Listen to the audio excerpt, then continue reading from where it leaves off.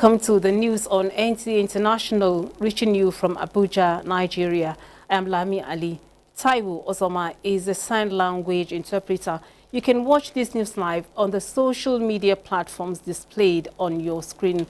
Let's now begin with the headlines. Iran's President Ibrahim Raisi has been killed in a helicopter crash along with his foreign minister, Hussein Amir Abdullahian, with 6 others. London court rules on Julian Assange's extradition order to the US. South Africa top court bars Jacob Zuma from contesting election.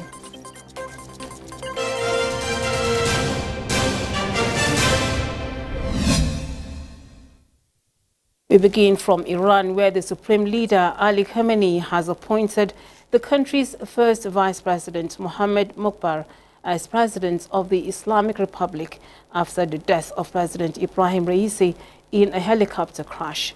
Uche Gochukwu reports that the top nuclear negotiator, Ali Bagheri, has also stepped in as acting foreign minister as world leaders send in condolences.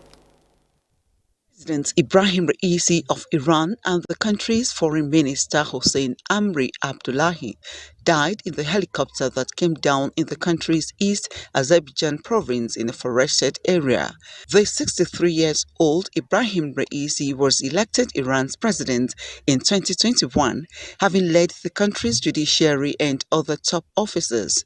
He was a figure representing conservative and hardline factions in Iranian politics and was president for nearly 3 years and appeared on track to run for re-election next year. A former Chief Justice, Raisi was acclaimed a potential successor to Ali Khamenei, the 85-year-old Supreme Leader of Iran. In the meantime, Iran's top nuclear negotiator Ali Bagheri has been appointed as acting foreign minister. Mourners gathered at the holy shrine of Imam Raisi in the city of Mashhad, just as many countries and their leaders paid tribute to Iran's Raisi. Pakistan lowered its national flag to half-mast on government buildings and declared one-day mourning, while Chinese Foreign Ministry spokesperson Wang Wenbin said President Xi Jinping extended condolences on Iran's president's death, calling it a great loss to the people of Iran. Uche Ogochukwu, NTA News. Now, President Bola Tinubu has extended his condolences to the governments and people of the Islamic Republic of Iran over the passing of President Ibrahim Raisi, Iranian Foreign Minister Hossein Amir Abdullahian, and other officials in a helicopter crash. President Tinubu expresses profound grief over this disturbing tragedy and describes President Raisi as a leader who was passionately committed to the developments of Iran. While commiserating with the bereaved families, President Tinubu prayed for the continuous peace, stability, and prosperity of the Iranian nation. Now, the Federal High Court sitting in Abuja has refused the request of the leader of the indigenous people of Biafra, Nnamdi Kanu, for the restoration of his revoked bail and the removal from the custody of the Department of State Services, DSS, to a house arrest or prison custody. The presiding judge, Justice Binta Fatima Nyako, gave the ruling in an application filed by the defendant, who is standing trial on counts bordering on alleged terrorism. Deli Atumbi of our Judiciary Desk reports. The 2 fresh applications of Nnamdi Kanu were his motion for bail or being placed under house arrest, and the second relief has to do with Nnamdi Kanu being moved out of the DSS custody to the correctional center. In a ruling on the applications, Justice Binta Nyako said that the defendant had earlier brought the same request before the court, an application the court dismissed for lacking in merit. Justice Nyako said that the court found as a fact that Nnamdi Kanu jumped the earlier bail granted him and escaped out of the country. The judge also added that sureties who stood for him in the earlier bail had applied to be discharged and had been discharged on the ground that they could not locate Kanu and did not know his whereabouts. Justice Nyako said that the only option left for Kanu was to go to the Court of Appeal and should proceed to the appellate court to exercise his right of appeal.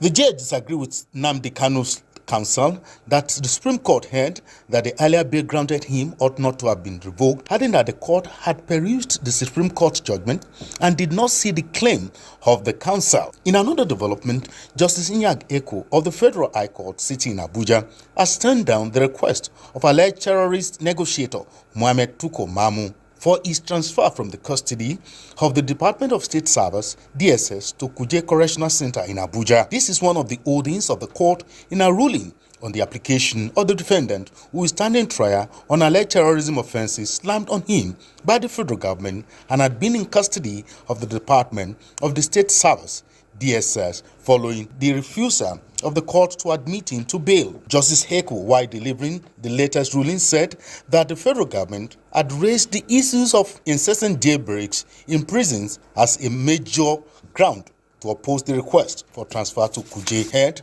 that Mamu did not contradict or dispute the averment as required by law. The court held that since the averment were not challenged by Mamu, they were deemed to be true facts, and facts admitted need no further proof. The judge subsequently ordered Mamu to remain in DSS custody throughout his trial in the criminal counts against him. Justice Eko, however, affirmed his earlier order that the alleged terrorist negotiator be allowed to access his personal physician for medical treatment with the supervisions of the DSS. The DSS on March 21, 2023 arraigned Mamu on 10 counts of terrorism financing, among others, but he pleaded not guilty to the counts.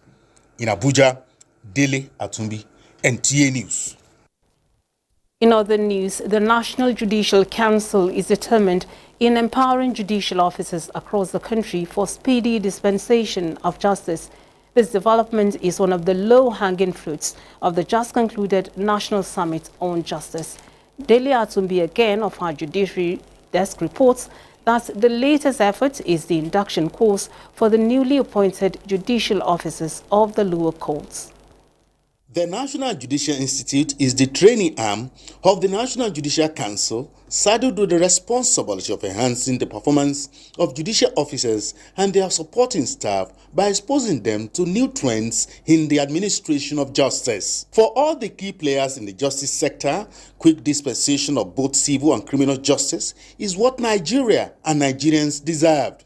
And to achieve this, the National Judicial Institute is upping its game in training and retraining of judicial officers to ensure dispensation of justice in all matters put before the judiciary for adjudication. Participants in this all are the newly appointed judicial officers for the lower courts. These lower courts are key to dispensation of justice, as most of the criminal matters commence from them. I assure you that you have joined the bench at a time where several notable reforms are being made and many challenges which the judiciary has faced over time are now being largely addressed.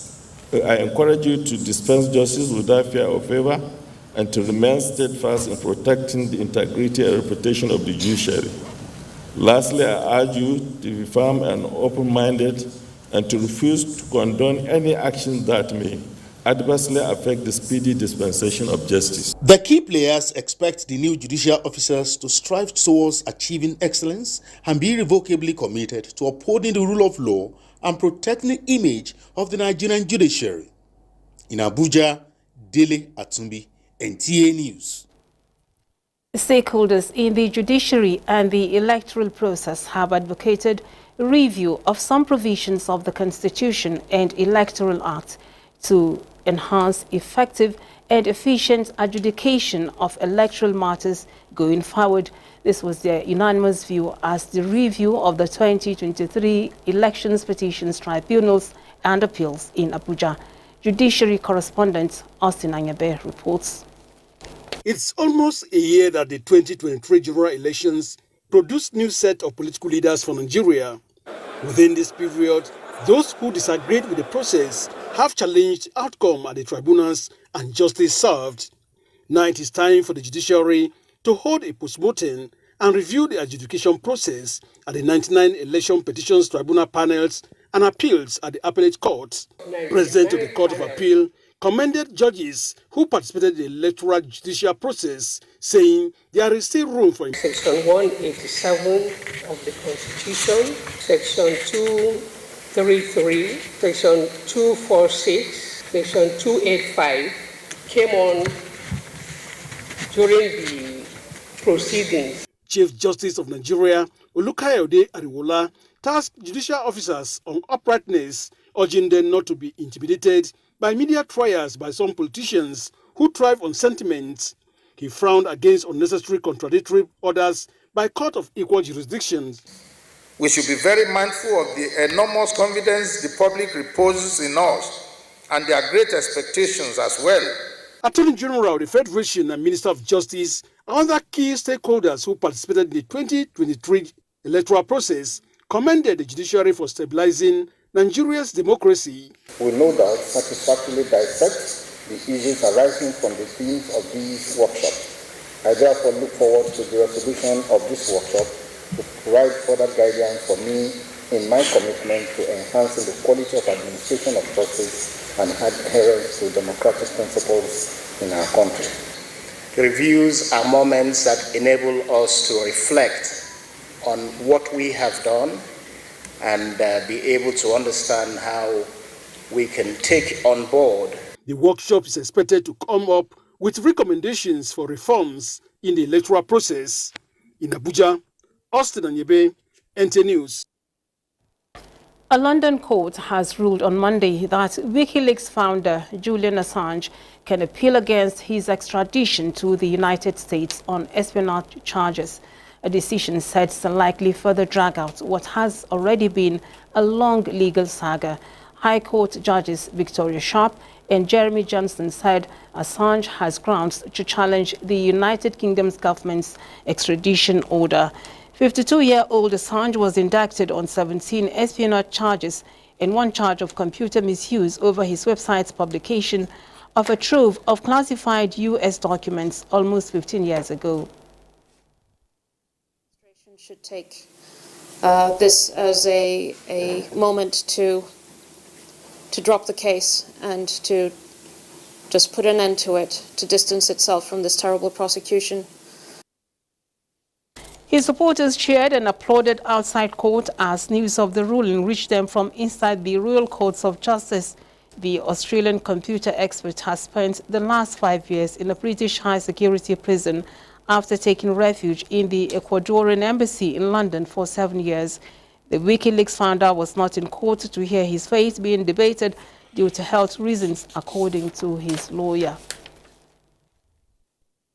And South Africa's highest court has barred former President Jacob Zuma from running for parliament in next week's general election. Uche Gochuku brings us the details. South Africa's Constitutional Court, in a judgment handed down by Justice Leona Theron, ruled that former President Jacob Zuma's 15-month prison sentence for a contempt of court has disqualified him from running in the May 29 election. The Constitution bars anyone sentenced to 12 months in prison without the option of a fine from serving in Parliament in order to protect the integrity of the democratic regime established after the end of the racist system of apartheid in 1994. Zuma was convicted in 2021 for refusing to testify at an inquiry investigating corruption during his presidency, which ended in 2018. He has been campaigning under the banner of the newly formed MK party after falling out with the governing ANC. MK Secretary General Sihel Ngumban said the party was disappointed with the ruling, but it would not affect the party's campaign and Zuma's face would remain on the ballot paper, and that he remains the leader of the party, the court's judgment notwithstanding. President Ramaphosa, in an interview with a local radio station, said, I quote, "The court has ruled, and as I have often said, that is the highest court in the land, and we have given the judiciary the right to arbitrate disputes amongst us in terms of our constitution." End of quote.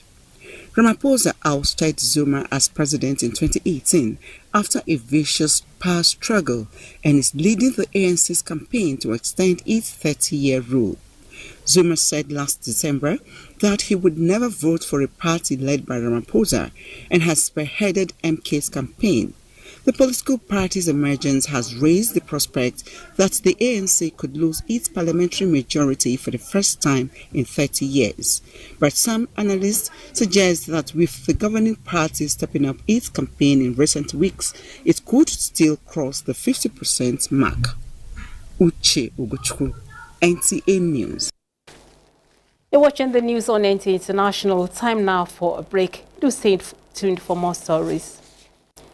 The chief prosecutor of the International Criminal Court, Karim Khan, said he is seeking arrest warrants for Israeli and Hamas leaders, including Israeli Prime Minister Benjamin Netanyahu, in connection with their actions during the 7-month war. Khan said that he believed Netanyahu and his defense minister, Yoav Gallant, and 3 Hamas leaders are responsible for war crimes and crimes against humanity in the Gaza Strip and Israel. Speaking of the Israeli actions, Khan said in a statement that the effects of the use of starvation as a method of warfare, together with other attacks and collective punishments against the civilian population of Gaza, are acute, visible, and widely known. Of the Hamas actions on October 7th, he said that he saw for himself the devastating scenes of these attacks and the profound impacts on the unconscionable crimes charged in the application filed on Monday. A 300% salary increase for judicial officers at the federal and state levels is to come into effect soon. This is evident as Senate engages stakeholders at a public hearing on a bill to that effect. The salary increments coming through an executive bill from the presidency seeks to address the 17 years of stagnation of salaries and emoluments of judicial officers in Nigeria. Minister of Justice and his counterpart from the Finance Ministry said the decision of government to approve the 300% salary increase is to truly make the judiciary independent. To consolidate all statutory provisions and regulations regarding judicial salaries and allowances into a single legislation.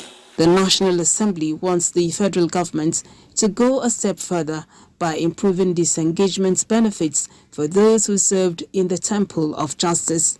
In order to insulate our judiciary from the vagaries and vicissitudes of corruption, political influence, and what have you. Forge a salary and benefit structure that not only meets the basic needs of our judicial officers, but also provides the incentives and support necessary for the maintenance of a robust and independent judiciary.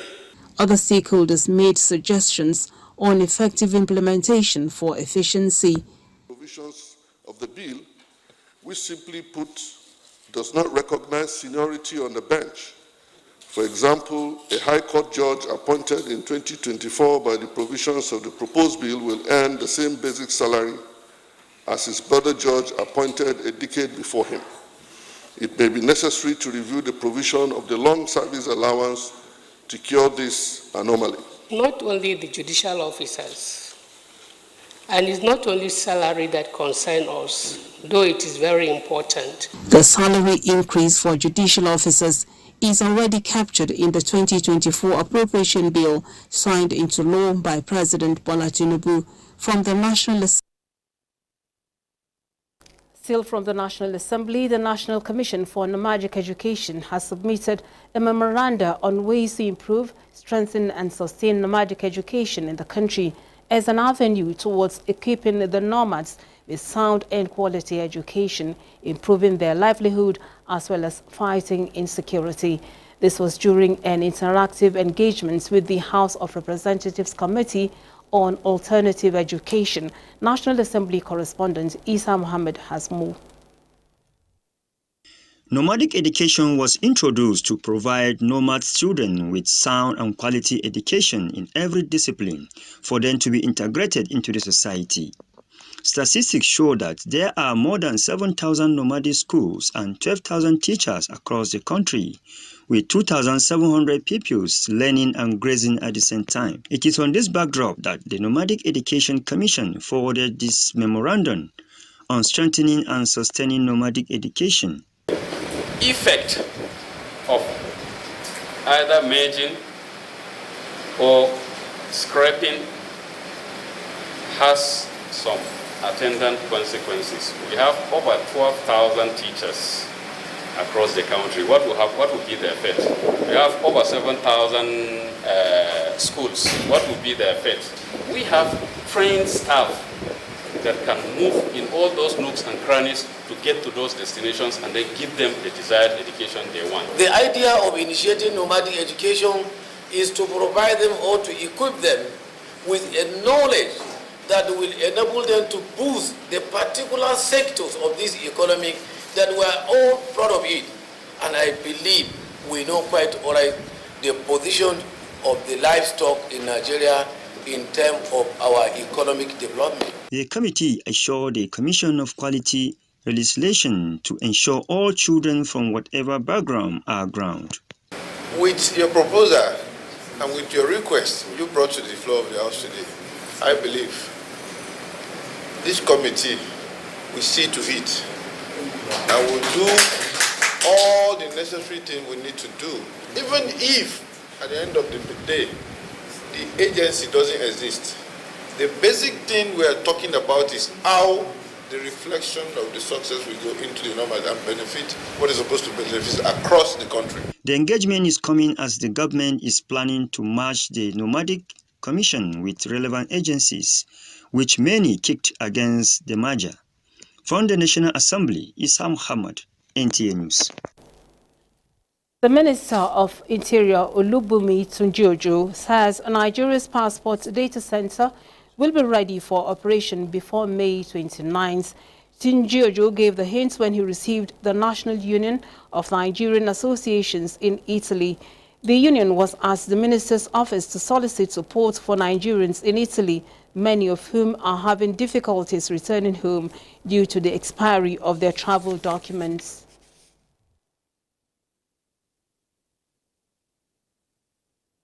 With your good office, grant us passport front offices in Italy to continue to help and alleviate the pains and sufferings of our brothers and sisters there. Interior promised to help by deploying technological solution. That can ensure convenience, efficiency, productivity, and at the same time accountability. Is technology. We have our data center, which is one of the biggest in Nigeria. It's a tier 4 data center of about 1.4 petabyte capacity. And I can tell you before May 29, it will be commissioned. With this solution, we can now deploy a solution that we have already developed, which is called the contactless biometrics passport solution. One of the largest diaspora populations in the world. Now, National Environmental Standards and Regulations Enforcement Agency, NESRA, says there is need to deepen efforts on compliance on environmental laws to save biodiversity and Nigeria's natural potential. Charles Alpha reports that the new Director General of the agency, Innocent Bariati Bariko, after an overwhelming reception by staff, believes the renewed hope agenda of President Tinubu for the agency and environment can be realized if staff can deploy new innovation that will lead to better output and pursue policies that will promote fundamental changes in Nigeria. Very seriously, not just because we are all involved, but also because the posterity of our both children and children unborn. Bariati says he will press to a logical conclusion welfare of staff, but will need the support of all and sundry, particularly in enforcement of its laws to keep the environment safe. I'm here through the instrumentality of NESRA to also achieve the instrumentalities and the statement of purpose of the Renewed Hope Agenda. And of course, you know, at the center of the Renewed Hope Agenda is environment. Mr. Bariko replaces Professor Aliu Jauro following his appointments as new Director General of the National Environmental Standards and Regulations Enforcement Agency, NESRA. Now, stakeholders are rallying together to advocate for HPV vaccines for girls aged 9 to 14, education and mental health well-being of community members and the country at large, led by the leaders of Angwan Hausa community in Abuja, with the support of concerned groups like the Global Vaccine Advocacy Incubator, Vaccine Network for Disease Control, and the Nigerian Psychological Association, FCT. The locals were equipped with knowledge on how to combat preventable diseases and promote public health, seek education for better opportunities for the youth to thrive and maintain good mental health.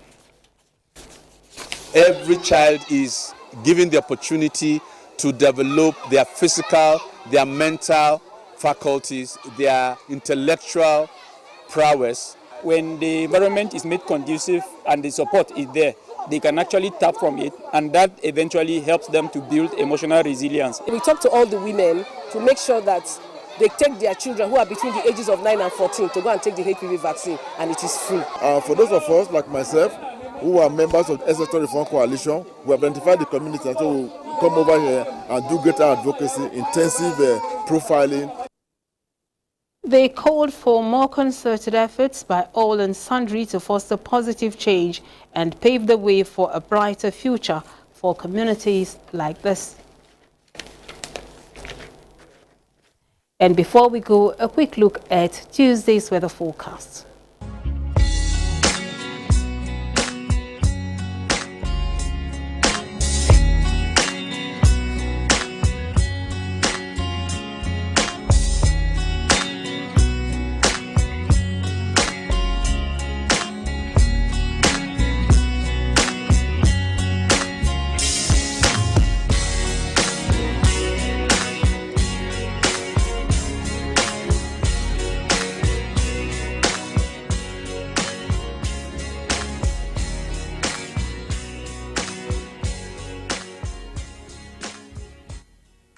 And that's the news at this time on NTA International. I am Lami Ali.